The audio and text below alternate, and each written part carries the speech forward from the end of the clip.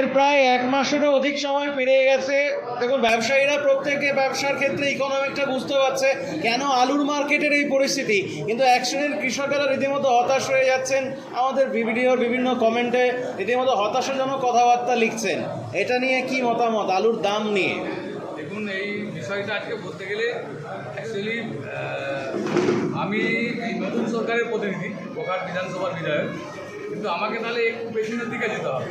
আলুর যে এই মাঠে 150 টাকা দাম আর কোল্ড স্টোরে আজকে 30-32 হাজারে পয়সা হচ্ছে, এই যে এই পরিস্থিতি, তার মধ্যে আবার আপনার খরচা আছে বছর 12 থেকে 13 হাজার টাকা খরচা আছে, 20-22 হাজার টাকাও দাম পাচ্ছে না এক গাড়ি আলু বিক্রি করে। তো এই পরিস্থিতির পেছনে অনেক কিছু কারণ আছে। একদিকে আমি এটা বলতে পারি যে এই বছরে অধিক পরিমাণ আলু প্রোডাকশন হয়েছে, যেটা অস্বীকার করার কোনো জায়গায় নেই। যে পশ্চিমবঙ্গের ইতিহাসে সর্বোচ্চ রেকর্ড আলুর ফলন এই বছরই হয়েছে। আলু লোডিংটাও সেই জায়গায় আছে, রেকর্ড পরিমাণ লোডিং আছে।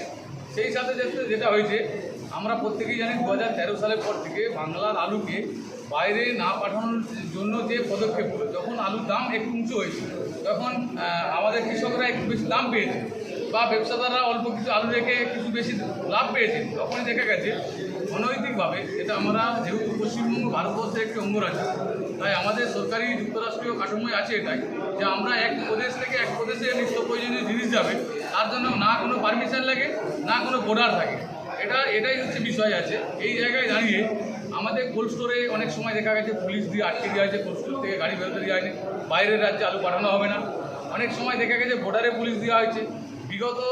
বিগত সরকারের কৃষিমন্ত্রী উনি তো বেলদা নাদম বর্ডারেই করেছিলেন দীর্ঘ সময় ধরে।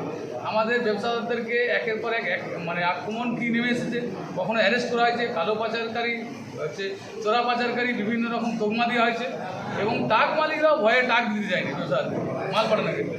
এইরকম বিভিন্ন সমস্যার সম্মুখীন 13 সালে হয়েছে, 14 হয়েছে, তার পরবর্তীতে 16 হয়েছে, 20-তে হয়েছে, আবার লাস্ট হচ্ছে 24 সালে, লাস্ট 24 সালে হলো। আপনারা দেখেছেন 24 সালের শেষের দিকে, ঠিক আপনার নভেম্বর মাসে বর্ডারটাকে ঘিরে দেওয়া হলো, অক্টোবরের শেষের দিকে বর্ডারকে এমন পর্যায়ে ঘিরা হলো যেখানে যে আলুটা মানে কম থাকার পরেও সেই আলুটাকে না পাঠানোর ফলে আলুটা এক্সেস হয়ে যে সেই আলুর এফেক্টটা পড়ে গেল 25 সালে সেই যে আলুটা স্টক বেড়ে গেল, আর স্টকটা ঠিকঠাক ক্লিয়ার হতেই পারলো না।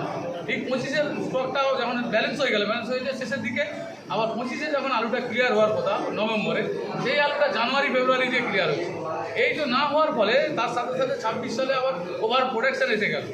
এই সর্বোপরি বিভিন্ন কারণে কিন্তু আলুর দাম আজকে নিম্ন।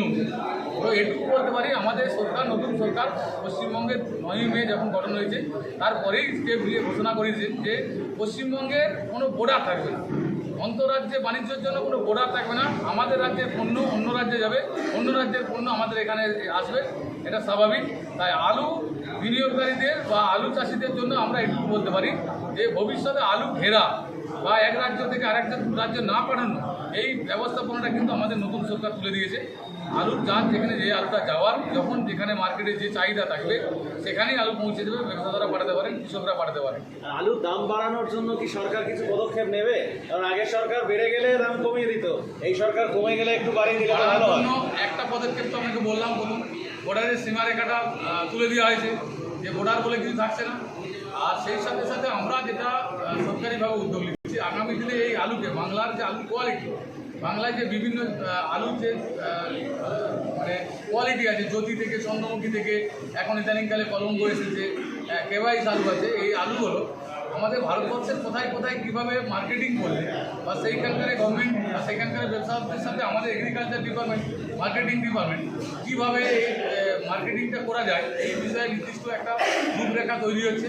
বা আমাদের বাংলা থেকে কোনো আলু এক্সপোর্ট করা যায় নাকি অন্য জায়গায়, সেই সম্ভাবনাময় মার্কেট আছে নাকি, বা আমাদের এই কোয়ালিটি অন্য কোনো কান্ট্রিতে অ্যাকসেপ্ট হয় নাকি, এই বিষয়ে মানে মার্কেটিং ডিপার্টমেন্ট, এগ্রিকালচার ডিপার্টমেন্ট এবং আমাদের বিধায়কদের মধ্যে এই বিষয়ে বিভিন্ন রকম চর্চা হচ্ছে। আগামী দিনে সুনির্দিষ্ট কিছু রুলস আসবে এবং সরকারি যে চিন্তা ভাবনা আছে সেগুলো আপনাদের মাধ্যমে আমরা পৌঁছে দিতে পারবো ব্যবসাদার এবং কৃষকদের কাছে।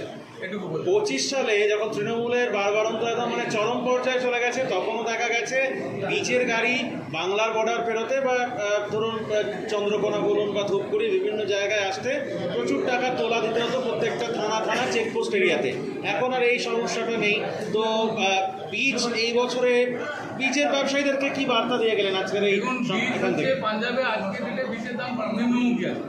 আমাদের ব্যবসাদারাও কিন্তু সেই নিচু দামে কিনছে, কিন্তু ব্যবসাদারদেরকেও তারা যে ইনভেস্ট করছে তাদের তো এটাই জীবিকা আছে, তাদেরও যাতে মুনাফা থাকে এবং কৃষকরাও যাতে ন্যায় ন্যায্য দামে বীজটা পায়, এই দুটো জিনিসই সুনিশ্চিত করতে হবে। একদিকে কৃষকের যেমন আমরা দেখবো যে কৃষক যাতে মোটামুটি যে একটু সুলভ মূল্যে বীজটা পায়, আবার ব্যবসাদাররা যে বিনিয়োগকারী তারা যে বিনিয়োগ করছে তারাও যাতে সেখান থেকে লভ্যাংশ বা মুনাফা তাদের ঘরে আসে সেটা সুনিশ্চিত করতে হবে। সেই সঙ্গে সঙ্গে পাঞ্জাবের যে অ্যাসোসিয়েশন, বিশেষ করে গত বছর ভাটি, গত 3-4 বছর ধরে সুরজিৎ সিং ভাটি এই পাঞ্জাবের বীজের নিয়ন্ত্রক হয়ে গেছে। উনি কী করছেন, বাংলার ব্যবসাদারদের কাছে বীজ বুকিং করাচ্ছেন, অ্যাডভান্স বুকিং করাচ্ছেন, টাকা নিচ্ছেন, কমপ্লিট হচ্ছে, লোডিং ডেট দিচ্ছেন এনারা অ্যাডভান্স। এখন যেমন সিস্টেম উনি লোডিং ডেট চাচ্ছেন তেমন সিস্টেমেই দিচ্ছেন, অথচ উল্টো দিক থেকে লোডিং তো দিচ্ছেন না, ঘুরে এখানকার মার্কেটকে বিব্রত করছেন, এখানকার ব্যবসাদারদেরকে বিপদের মুখে ঠেলে দিচ্ছেন।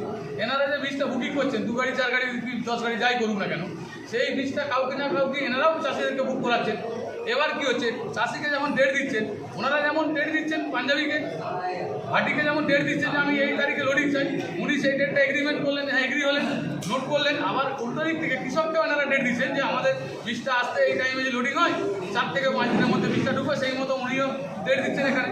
আর কৃষক দিনের পর দিন ঘুরছে, 10 দিন যখন ঘুরছে তখন এই ব্যবসাদারদের উপরে তারা বিভিন্ন রকম কটু কথা বলছে বা বিভিন্ন অসম্মানজনক কথা বলছে। উল্টো দিক থেকে না কৃষকের দোষ আছে, না আমাদের পাঞ্জাবি এখানকার বাংলার ব্যবসায়ীদের দোষ আছে। পাঞ্জাবিরা এটাকে ডিস্টার্ব করছে যাতে এটা না করতে পারে। আমরা সরকারিভাবেও ওই অ্যাসোসিয়েশনের সাথে বসবো এবং পাঞ্জাব ডাক অ্যাসোসিয়েশন যেটা আছে তাদেরও কিছু সমস্যা আছে নাকি সেই বিষয়ে আমরা আগামী দিনে মানে আলোচনার টেবিল হবে এবং বসবো, এটা আমরা সিদ্ধান্ত